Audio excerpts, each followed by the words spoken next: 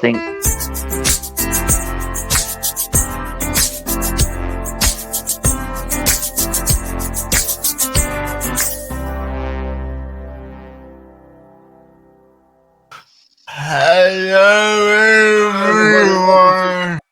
Hello, everybody. Welcome to CripChat, your weekly podcast for everything disability. Hi, I'm David D. Today, got with me Jonathan Shar, then Cunningham, Hello. and today we've got with us a friend of the show, Nash and Holly, and we'll be talking about the performing arts and disability. Please like and share, and over to you, Cunningham. Thanks so much for that, David. And look, welcome, guys, to the episode today of CripChat Australia. And g'day to you, Dean. Hey, how you doing? Welcome back, mate. Pleasure to be here. And a special hello to you, Holly. We haven't forgotten about you. Hello, thanks for having me. It's a pleasure having you both. And welcome back, Dean and Holly. I hope it's not your last time with us. Hope you come many times to the podcast and have a chat with us. It's always important. We'll see. We love our regulars. So, guys, please tell us about yourselves and also just what got you passionate about the performing arts industry, in particular with theatre and film.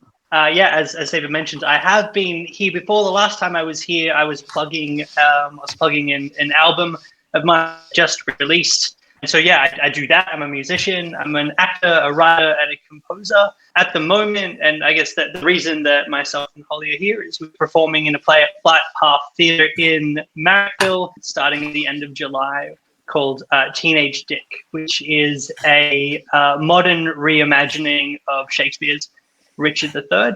So that's what we do. I guess passionate about the performing arts just because I really always have. I bounced into theatre from being in music, and then from there kind of stumbled ass first into film. I think all of these things kind of get interconnected after a little while. I didn't start in theatre or film just because I didn't really. There were no disabled people on TV or on the stage that you would see at that time, so it just didn't seem like a viable option. But I always felt like I could write music, so that'd be fine. And then just kind of, as the years progressed, started to find little nooks in the industry that I could fit into, and where there weren't those nooks, I would kind of carve them out myself.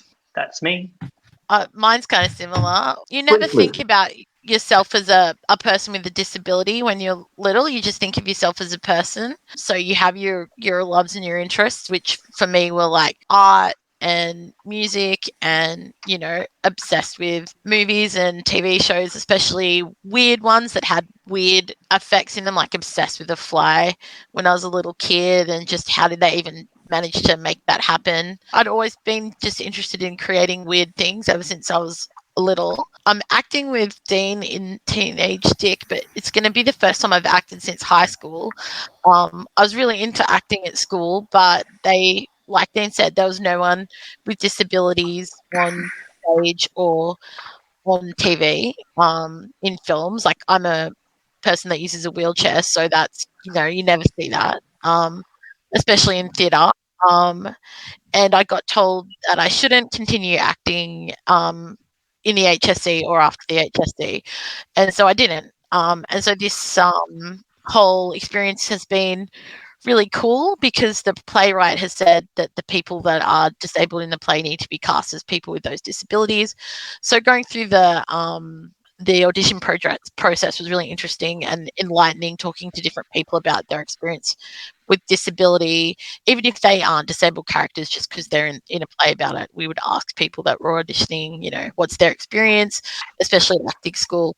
And even now people are saying, there's no way they'd let someone with a disability into our acting school or even into our private performing arts high school. So even this day and age, that's still happening, which is sad. But like Dean said, you can find a niche and you can really carve it out if you work super hard. So I graduated school, went to art school, and then all this time later now, I'm a production designer and a costume designer primarily in theatre and film. And so work in the art department on big things and then design smaller things myself. But it is a grind to find that place where you fit. But yeah.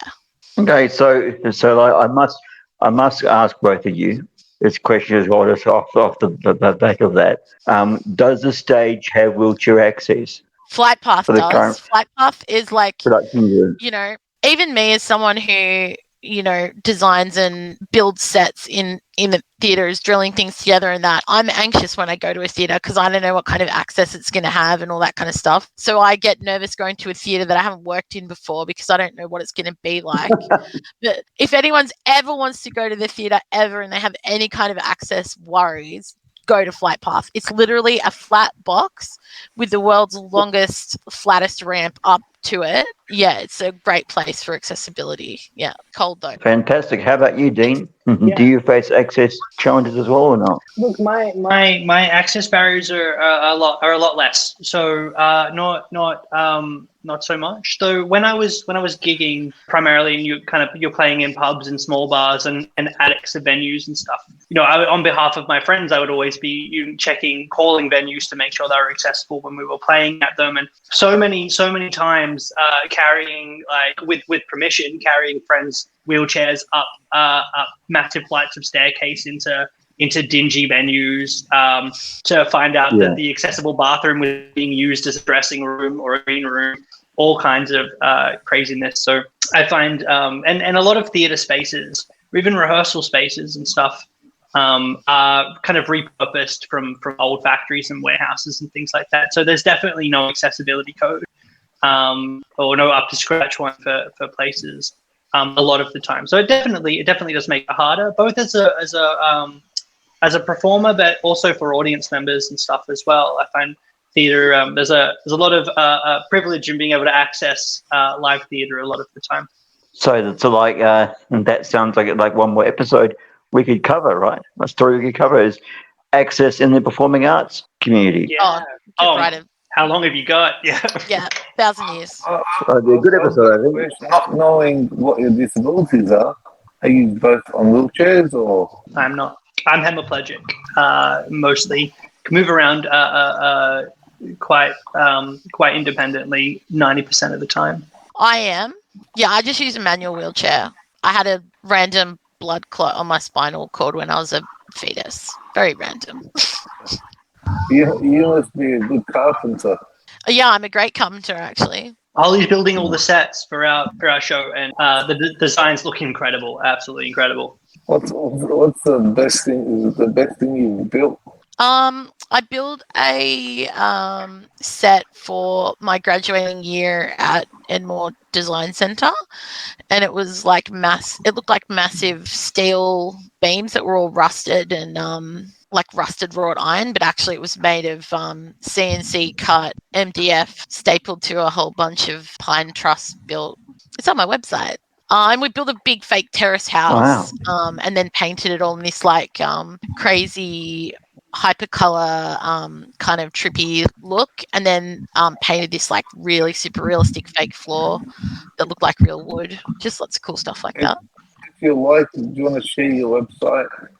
It's just my name, so hollyjanecole.com. Yeah. So like going to you then, Dean, can you tell us how your family upbringing and background actually helped you with your career that you have now? How it influenced it? Yeah, for sure. I think I grew up in Western Sydney, and all of my friends were massive into sport. If it wasn't rugby season, it was cricket season, and neither of those things appealed to me very much at all. And so, like, I figured they all had things that they kind of, it's tied to their identity, and so for me, I just kind of stumbled into music, and so like that kind of made me feel really strong and capable in especially younger. At a time when I didn't really feel that a lot. And it also, especially theatre, gave me agency to feel kind of connected to my body when I didn't really feel it a lot. So I guess kind of being around the people that I was around and coming from a very, I guess, kind of sport-orientated and very blue-collar family as well. Like I had a drive to kind of find my own thing, and it ended up being that. And you, Ollie, what was your background, your upbringing background like with your career? How did it help you? I grew up on the South Coast where there was no other disabled people anywhere near me. My family were pretty poor. And so I grew up around my dad building everything for us, building our house, pulling apart our cars and putting them back together, and being really involved in that with him, going and shooting animals to eat. Some of our family have native title to hunt and fish and stuff, so we're always doing things like that. People on the South Coast, there's nothing to do. This is pre-internet. So you're like running around in the bush. You're like surfing when it's summer. You're skating when it's winter. And I didn't see myself as any different from anyone else. So I just did what everyone else did. And I found ways around things that I couldn't do. And so I really just felt like I had agency to do whatever I wanted if I found a way around it. Like I didn't have this big label on myself as like less than everyone else or less able than everyone else. And my parents never told me, oh, you can't do that because you're in a wheelchair or whatever. I felt really grateful that they just let me do whatever go camping with my friends, fine, just crawl around on the beach in the sand and whatever. So I just felt the same, which was a really great way to grow up. When I started training for the Paralympics, because I'd been doing track and road racing since I was about 8, and we'd drive up to Sydney to compete and stuff. And then we moved to Sydney the year before the Paralympics to train. And I'd meet a lot of people who were like, oh, yeah, I want to be in the Paralympics too. And you'd kind of like do outreach and meet people who wanted to get into it. And there'd be a lot of people whose parents didn't let them do anything and like really much forced the label of disability onto those people. And you could see that they had a lot more potential than they were allowed to do. And that was really upsetting. And it made me realize how lucky I'd been. It gave me this ability to, when people said, no, you can't do that, for me to say, well, why? And I think without that, there's literally no way I would have been able to do what I've done in my career, because I haven't met another costume designer or production designer or even crew on a film set in a wheelchair in this country. And I've asked other people, like the Production Designers Guild and the union here, do they know of anyone? And they've said no, because it's so hard. When I turn up, people think I'm an actor, and I'm like, nah, I'm the standby costumes or whatever. Like, people more so expect me to be an actor than a crew. And so it's very interesting. But without that that grounding in just like, I'm going to crawl around the bush with a gun and shoot rabbits. Like, when it comes to that push to be the first, like within a crew type set designing position that you have in a holding, I mean, you would have had to confront better challenges with that. So many jobs I got hired for and then unhired for when people found out I was in a wheelchair, because they think I can't do it, because they have, everyone with a disability gets that like thing that happens when people have a preconception of what you can and can't do. And obviously there's things I can't do. I can't rig lights. I can't climb up a ladder, but that's also not what my job is. So when people hire me, I always have a discussion and say, look, this is what my job is. These are the things I can do. But, people sometimes get too scared to ask a question or have a proper conversation. And so a few times I had been hired and then unhired without having a conversation. And people think, oh, you're in a wheelchair, you need extra help, or you need this and that. The truth is I don't need any of that. Like, I can jump backwards down the stairs in my wheelchair. I can move all my stuff around. I can build a set. Like, people don't expect that, but they also don't stop to ask. So it's been hard, really hard. And there's been a million times I wanted to quit. But then I think, like, how hard it's going to be for someone else. So maybe if I just do it, it's less hard next time for someone else. Sounds gross. It's rather commendable what you're doing, Holly. I think it's pretty fantastic. It's those preconceived notions around disability, right? And then, when it comes to your challenges on the stage, I mean, what challenges have you faced, like being a musician and being an actor? It tends to be the social barrier is more the issue. The preconceived notions about what it means to have somebody who identifies as having a disability on board or on the crew or in the rehearsal room. So you don't really get a chance to get in the room in the first place. a lot of the time. And those preconceived notions are so like systemically imbued in society that like where do you even start dismantling that other than by just trying to be there and trying to be unfortunately trying to be the first or trying to be like a pioneer and wading through the shit so that the next generation has it a little bit easier, which is what the generation before us did and before us did. But yeah, I think for me as an actor, it's finding roles to play. Which is why this show is really exciting. It is the first character with cerebral palsy that I'll be playing that I didn't write myself. So I think that's yeah. I know it's there just isn't any. So I either play a character that wasn't written to be disabled, but is by the very virtue of me playing them. So they're not coded as disabled, which isn't the greatest representation. Or I write my own roles. Like that tends to be it. So it's yeah.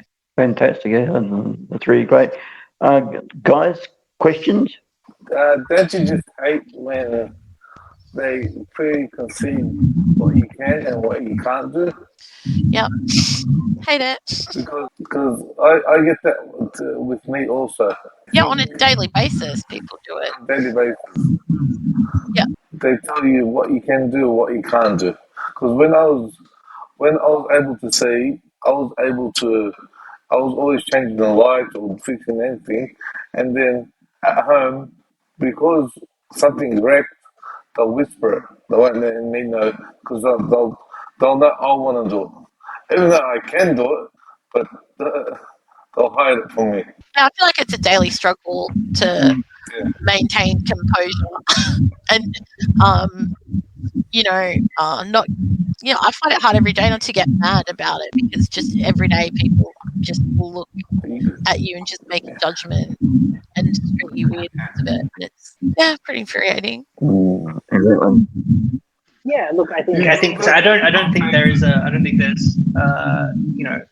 I feel pretty safe in saying I don't think there's a disabled person alive who doesn't experience that on like at least a weekly basis, right? Like I don't think it's unique. I think that's a really systemic thing that just needs to be challenged. I think in theatre and film in particular, they refer to disability as like the last avant-garde in film and theatre, and like we've kind of really started to explore a lot of maybe not enough yet for any sort of and I hate kind of the term, but like any sort of marginalized group as well. We've really started to kind of delve into more authentic stories across the board, and I think that builds empathy, which builds the desire to kind of learn more. If you look at I suppose the rise in female-driven art and in queer art and stuff like that, there absolutely needs to be a ton more of it.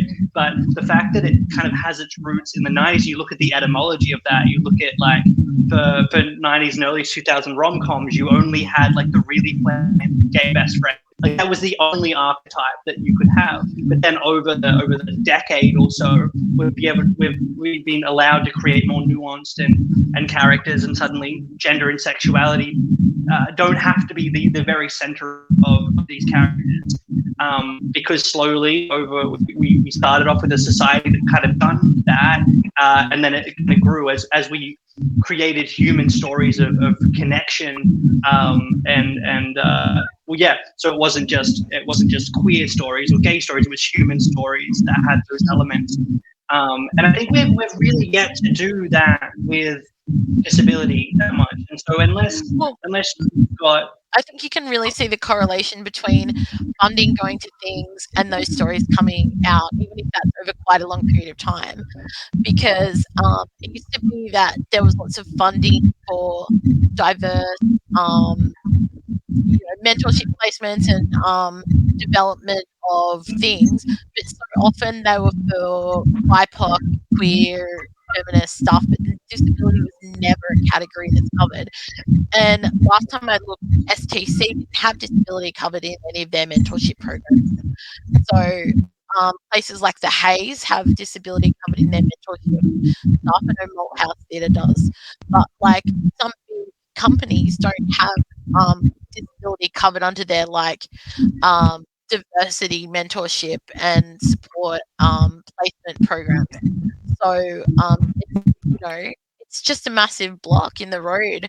I mean, and some of us could get in under other banners, but you shouldn't be having to, if disability is one of the main, and you don't want to take a place of someone under queerness when you could be going in under a disability banner. So, I feel like you're so right when it's the last really needed some. I don't know. It's shoved out on stage naked for everyone to be an R at. I think, I think it's. I mean, it's a huge. It would be such a massive step in kind of bridging. Dean, this next question goes probably more to you than it does to Holly. Sorry, Holly. No worries. The question is, what advice would you give people with disability in Australia wishing to enter the performing arts community?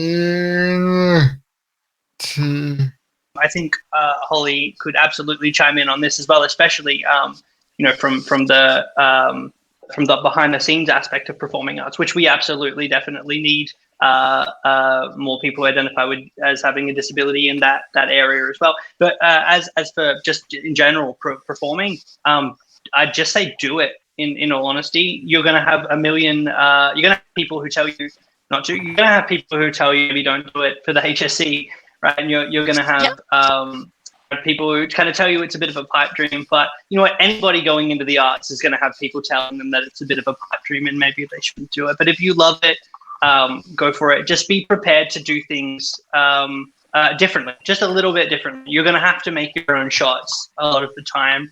It's an unfortunate reality that you're probably just going to have to work a little bit harder at it.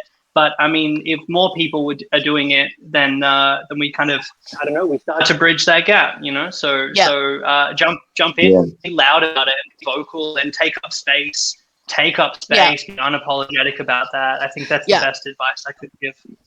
I think that's really good advice, because I think the mistake I made when I first came into this industry was actually to try and take up as little space as I could and to make my, my impact be my work and just my work.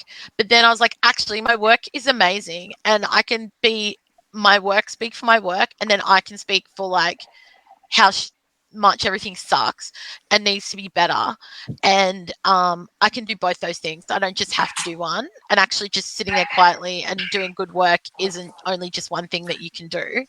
And I just think the more people that get into the industry, the better. It is so hard, and you really have to be prepared for a really hard fight. Like some of the stories Dean's told me about his auditions are so grim. And but like it's just so worth it to do the thing that you like and to have it to pay off when you see something incredible that you've made with people. And I think the two pieces of really great advice that I would give is to find other people that are creative. They don't have to be disability people that you like to work with, and surround yourself with those people. Try and make things with those people as much as you can. And even if you're just an actor, not just an actor, but even if you're an actor, try and like keep making stuff. Like Dean writing stuff for himself. Like I'm a designer, but I'm also trying to produce work as a producer. Like always trying to make things, because people aren't just always going to come to you to give you work. Like always be writing something, producing something, thinking of something to make. You got to like really be on the hustle, like way more, because people are going to give you less jobs, but you can generate really cool content and work. And just if people tell you no, just don't accept no. Just think, why are they saying no? Like, to a point, someone's going to say no and you have to go, yeah, okay. But like, first off, no's, be like, why? And have a conversation about why that no is, and make sure it really Agreed. is a no for the right reason. Yeah, exactly. So you're trying to say never give up. Just make sure there's a reason for why there is a no, and understanding that. Yeah, absolutely. And don't take no and go silent. Yeah, like I might be unqualified for a job. So if someone said, no, you can't have this job because maybe I don't have the right qualifications, that's fine. But if that's clarified in a conversation, fine. But if they're saying, oh, actually, we think it might be a bit hard for you to go on this shoot because it's in a national park, which is one of the jobs I got on hired for, I'd be like, well, it's not that hard because actually I've got this power assist thing for my wheelchair and blah, blah, blah. You know, like check why someone's saying no to you and learn from it, basically. Make sure you've got to come back. Yeah, exactly. A reasonable one. You've got to know what your limits are, because like I do have physical limits that if I took a job that I couldn't do, I'd look stupid and I'd wreck someone's work, you know. So I do need to know my physical limits, and if I have an assistant that I can take, or if someone can offer me an assistant, like I still have to operate like a professional and do my work, especially on a film set, in a timely and efficient manner, because time is money on a film set. But you've just got to make sure like people aren't kicking you to the curb without having a good reason. Well, I was just gonna add. I mean, it's the same in front of the camera, right? Like, I'm not gonna be mad if I don't get leads in action films, you know, or playing soldiers and stuff like that. Like, there are like, you know, being aware of the limitations that are real and the ones that are perceived, and kind of knowing the difference between the two of those. That's a great way to put it. Thank you. So, guys, to bloody now, turning to the your current production of High School is Murder. How did that come about for both of you? Yeah, cool. So Teenage Dick is the name of the show. I stumbled into it. The director is just a wonderful human being named Dan Graham. He will appreciate the shout out, I'm sure.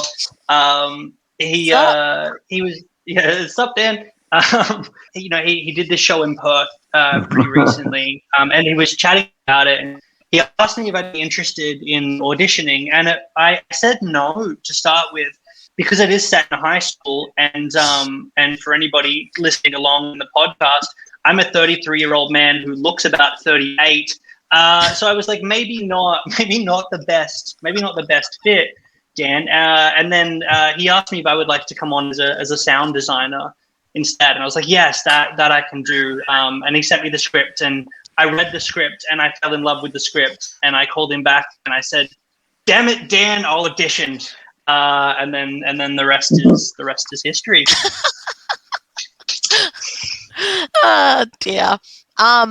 I was working on a different play, and someone said, oh, this guy Dan Graham, he pitched this amazing play to Flight Path Theatre, and I love Flight Path Theatre, and everyone there's rules. And my friend who said he saw the pitch was like, oh, it's really good. I trust that friend, Angus Evans. He's a great producer and director, and said, oh yeah, this guy wants like to try and get more disabled people on board with it. And I was like, oh, I don't normally do disabled stuff for disabled stuff's sake, and I only do it if it's good. So I contacted Dan, and then he sent me the script, and literally it's the best script I've ever read for a play. It's so funny, it's so biting, it's so awesome. So I said, yeah, sure, I'll design for you. That'll be great. And then Dan and I went to a show together to watch this guy's amazing one-man show about queerness and disability. What was it called, Dean? Do you remember? Blurring Lines or something? Oh, yes. Yeah, that was it. Chris Bryant? Yeah. Yeah, it was so funny. Anyway, and then I was just being my normal annoying self, and Dan was like, oh, do you want to audition for the role of Buck, who's Richard's best friend in the play. And I was like, I don't really act. And he's like, please, will you audition? So then I auditioned, and I was also like, for the people who are only listening, I'm 39 and maybe I look 33, and also have to play a teenager. So I was like, I don't know. But it turns out that us old idiots are both playing teenagers with people who are much younger than us now. But I think it'll be fine. As I'm the designer, I get to choose that we're all going to wear school uniforms, and I think that'll help a lot. So yeah, just, you know, weird word of mouth and people knowing people. And I think just a great script will bring together a really great team, and that's kind of what's happened for us. Yeah. Phenomenal team and phenomenal script. Also, guys, like it premieres when? The 19th of July? Yeah, that's it. It runs from the 19th of July until the 5th of August. And it's playing just in Sydney and New South Wales, or is it around the country? We have a short run. We can dream. At the moment, we have a short run at Flight Path Theatre in Marrickville from the 19th of July until the 5th of August. So that's 12 shows over that amount of time. So if you're in Sydney and you're in the inner west, in particular, actually, if you're anywhere in Sydney, it's worth the time. Yeah, it's not very far to come. It's got good parking. Fantastic. Would I be able to understand it, being blind? Oh yeah. I might come watch it. I'm not too far from there. Please do come and watch it. Absolutely. I think it's a rare piece of really excellent disability representation in that it's got this sort of multifaceted, multi-lens view of disability through the eyes of multiple disabled characters, as well as non-disabled characters with various levels of like ableistic viewpoints as well. And I think it does a lot to kind of unveil a lot of, I suppose, lived experience. And so if you are a person with lived experience of disability, it's the kind of show that you kind of leave valid and challenged, and I think exactly the same if you're if you're not a person with lived experience of disability. It's a rare insight, I think, and I think you'll leave the show, you'll spend the show laughing, and you'll leave the show thinking, and I think that's a really special thing. Yeah, I feel like it's a secret thing for us disabled people that we're like poking non-disabled people with. It's like a weird little sword that we have, this show. I really feel like it's a secret weapon we've got. So I'd encourage people to come and see it. Okay, and if you can...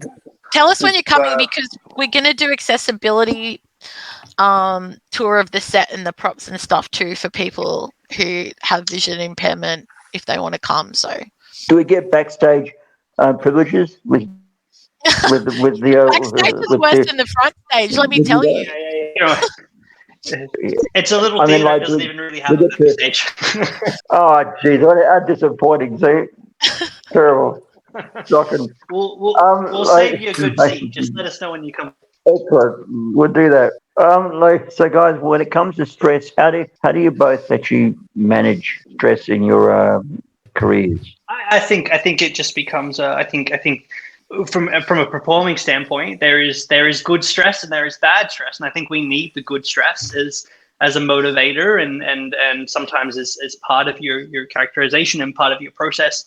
I think you just you lean into that, and I suppose with the bad stress, you just try and build processes around your art so that it kind of minimizes it, or then you just have your comfort food. I find helps me a lot as well. We're now we're like 4 weeks away from opening and in rehearsals, and everybody's having the best time, and it's really cool. But regardless of how well a show is in rehearsal, when you're 4 weeks out from open, you do start to get a little bit, the nerves kick in and everything kind of gets heightened. And so you just the best thing about theatre is that you do it together.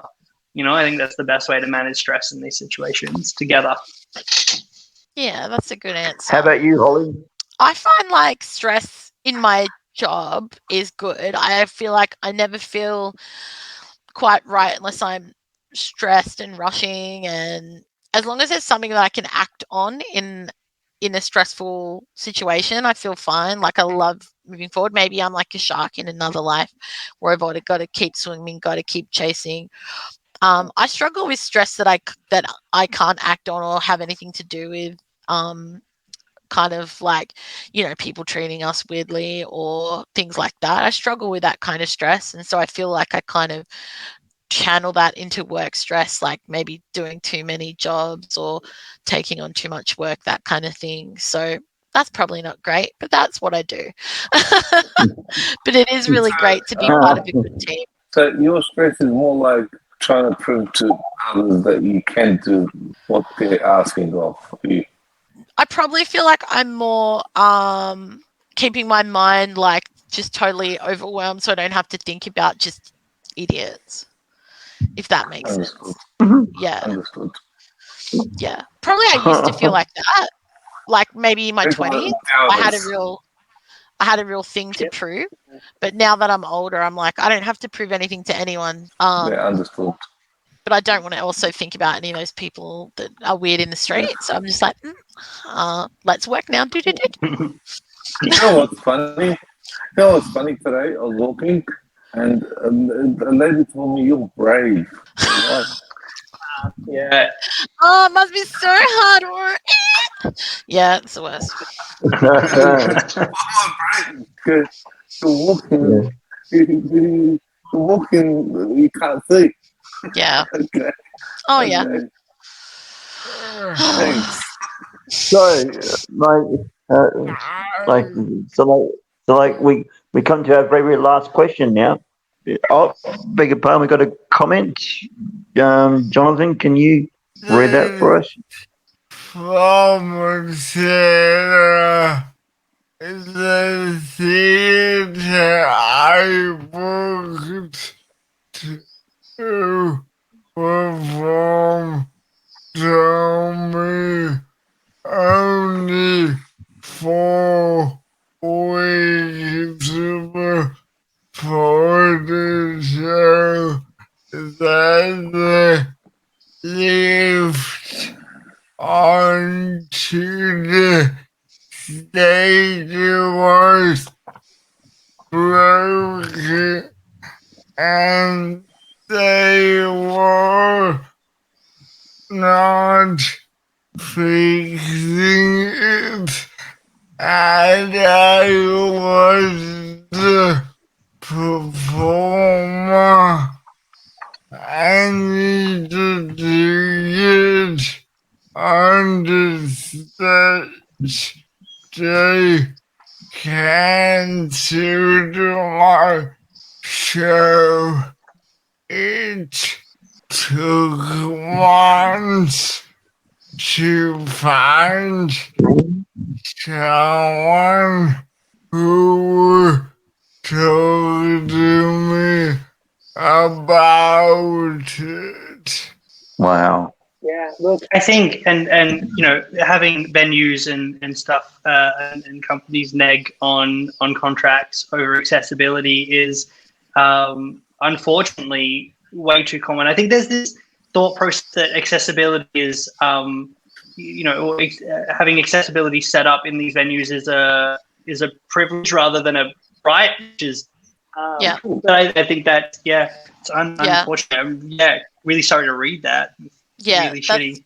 gross and not surprising. And I've got a literal aversion to lifts in places. And if someone goes, "There's a lift," I'm like, "Lol, that doesn't mean anything." I basically think that doesn't matter because how many times is it going to work?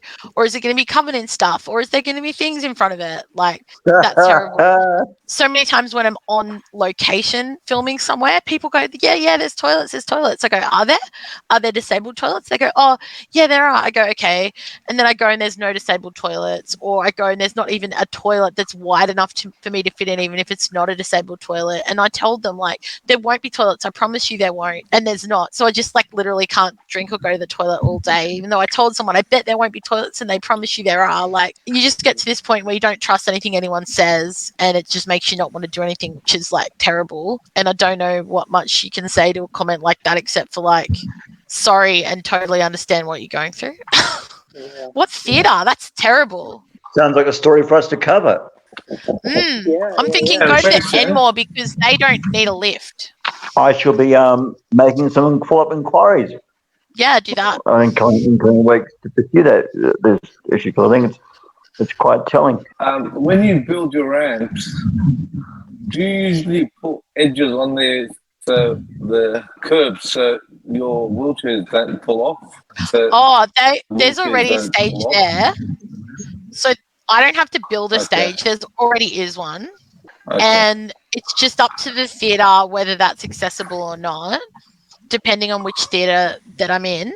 And far the ones that the few that I've been to so far have all been accessible for actors. And they've got curbs on the side, They're so flat. you don't fall off. They're not. There's not even a step. So if you go to Flight Path, it's just a flat. It's basically a flat box straight onto the stage from the backstage. The other place I worked was the New Theatre. I just did the costumes there, but the stage there is also just like flat from the backstage area up to the stage. But at that theatre, the dressing room actually is upstairs. So if you're an actor acting at the New Theatre, you would have to... No, actually, I had to jump down the stairs there. So if you're at the New Theatre, you'd struggle. I jumped down the stairs in my wheelchair. If you couldn't do that, they'd have to figure something else out for you. But once you get down to where the stage is, yeah. How do you go back up there? There's another set of stairs from the backstage area down to the back alleyway, so I jumped down there. Okay. See what I mean? Like, there's all these workarounds that everyone does in different ways. So I feel like there's no blanket. There's like literally no way you could easily make that theatre accessible. So it's really unlucky that I could work there. Yeah. Looking at all the things we discussed then, in today's episode, what would you and what would your opinion? What would your vision be for the performing arts community? Vis-a-vis like how they cater for people with disabilities, both in like a professional sense and also in like an audience sense. It's so making things accessible for audiences is just so completely different from making it accessible for other people. So the New Theatre is a good one to look at for that because it is accessible for audiences. So if you, as a wheelchair user, for instance, go to the New Theatre, there's like one of those little platform lift things that lifts you up to a row of seats that have been removed for you to watch the show, and then there's a disabled toilet that's always kept open and not full of cleaning junk or whatever they put in them normally in the foyer for you to use. It's completely accessible for people to watch theatre there, and they're very conscientious about all that equipment working all the time. But if you're to work there, once you get up into the seats, you have to walk down the steps from the seats to get to the back of stage, and there's no lift down those stairs. They're big wide stairs though, so I can jump down those stairs. To get every single theatre that's like that in Sydney accessible for every type of wheelchair would be like a lot of money. I mean, that would be the best outcome so that everyone could get everywhere. I don't see that happening soon, but that would be the outcome. But in the meantime, what I would like people to do, the best thing that people could do would be to be more open to hire people with disabilities and actually just ask them how capable are they? If you're a designer, do you have to come there? Can you meet them somewhere else? Can you get involved in a different way? I'm lucky that I could go in there and that I've got the physical ability enough to jump down those stairs. But, there's theatres that have accessibility and, places like STC that have a mentorship program that doesn't include disability, it should. Just more awareness and acceptingness and people happy to have conversations around it would be a good interim step before we can change all the old buildings, which I don't think will they'll ever prioritize. But, you know, that's just really disappointing. But I feel like it might be a reality. I've got a question. Different wheelchairs have different accessibility to different areas. Would it be better if they supplied the wheelchairs for the area to make it more accessible for everyone? I know it's more expensive, but for example, this type of chair will be more accessible in this area. I just think that, like, for instance, if you use an electric chair, that you wouldn't be able to get places I could get. So if you're an electric chair user, you know, you wouldn't be able to go the places that I went when I was working there, you know. Yeah, understood. Yeah. You couldn't even jump up a gutter, and there's so many gutters around where we are. Like, it's, you know, shit, it sucks. Dean, your vision. Yeah, I mean, it's such a big question, right? I think so. There's a term I really like called the aesthetics of access, and it's the concept of no, that's a good term. from the idea behind it is that in the creation of anything, whether it be building an actual premises or the foundation of an organization, you have inclusivity at the very center of how this thing's going to work. Not necessarily just for disability access, but across the board inclusion. And so if your entire design is based on how do we create a multifaceted thing that includes everybody, and then you start eliminating access barriers. And what is disability other than access barriers, right? For those listening that aren't familiar with like the social model of disability, I have an analogy that I will reiterate over and over and over again. Essentially, it's this: if you woke up tomorrow and 98% of the population could fly, and you were one of the 2% of the population who could not fly, at that very moment you wouldn't be disabled, right? You would just be a guy who couldn't fly.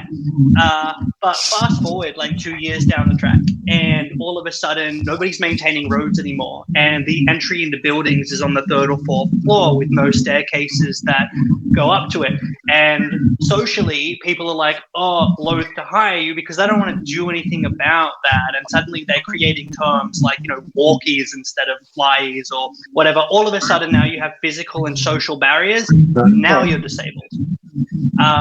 And so, disability is nothing but access barriers. And if we start being mindful about the way that we build stuff with inclusion at the center, access at the center, then we start removing those barriers. And all of a sudden, this isn't a conversation that needs to happen anymore. But, it's a complicated thing to do. You kind of can't go around completely bulldozing down and rebuilding old buildings from scratch. There's all going to be, this is just like ideal world kind of stuff. But yeah, I think just to further on what Holly was saying, just kind of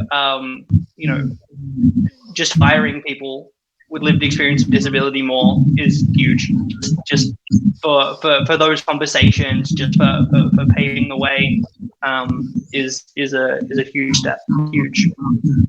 What a great way to finish our episode. So the both of you get a final thought for our audience, for the both of you. You can give us your final thought, your takeaway, you'd like our audience to decide what you said in the episode. Yeah, I want to take my last just to plug the show one more time. That's what I want to do. Please do. So yeah, so I mean, it's an incredible little show. The concept of it being that Richard III was one of history's, the way Shakespeare wrote him anyway, was one of history's greatest villains, and he was disabled, and the only disabled character that Shakespeare ever wrote. Please don't fact check me on that. I actually do fact check me on that, but I think the only disabled character that Shakespeare ever wrote, and he was written as such a villain, and it was the physical disability, was showing him as having a physical disability that made him obviously the villain to the audience. And this, that's it, in a modern way, makes Richard a teenager with cerebral palsy who has this complex of villainy thrust upon him by society. and he takes it and he owns it, and that's sort of like, yeah, that commentary is so interesting, and the characters are amazing, and the other actors that we're playing with, sometimes I kind of just want to be like, I'm not worthy. They're so great. They're so good. Every element of this show is fantastic. I usually don't say that about shows that I'm in. I get real nervous about the whole imposter syndrome of how they're building up, but I really love this show. And yeah, I couldn't recommend it higher. So please come put bums on seats, see this work. Let's keep doing it. Really awesome. Come and watch it. If you have a disability, you'll be like, yeah, and if you don't, you'll be like, whoa. So that, and also just like we've talked a lot about sad stuff and hardcore stuff today, and so I just wanted to say that if you go about your day and you feel sad or stressed or harassed or whatever, it's okay to feel that way. You can feel sad and mad sometimes. I feel sad and mad sometimes, and that's all right. Give yourself permission to feel like that. I used to feel bad about feeling like that when stuff was hard, and it's okay to feel like that. And then just be like, whatever, and then go about trying to get what you want in life, like Dean and I are doing, because that's also hard, but it's also rewarding. So, like, don't be too hard on yourself, and yeah. Terrific. And look, and guys, make sure you both don't be strangers to our podcast.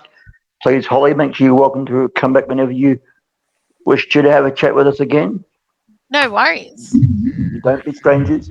We like regular friends here at CripChat Australia. We think it's always good to create allies and friends all over the place. And look, guys, you've been watching CripChat Australia weekly podcast for disability. Please like, share, and subscribe to this episode. And we'll see you all next week for next week's edition of CripChat. Thanks for joining us. Thanks, guys. Thank you.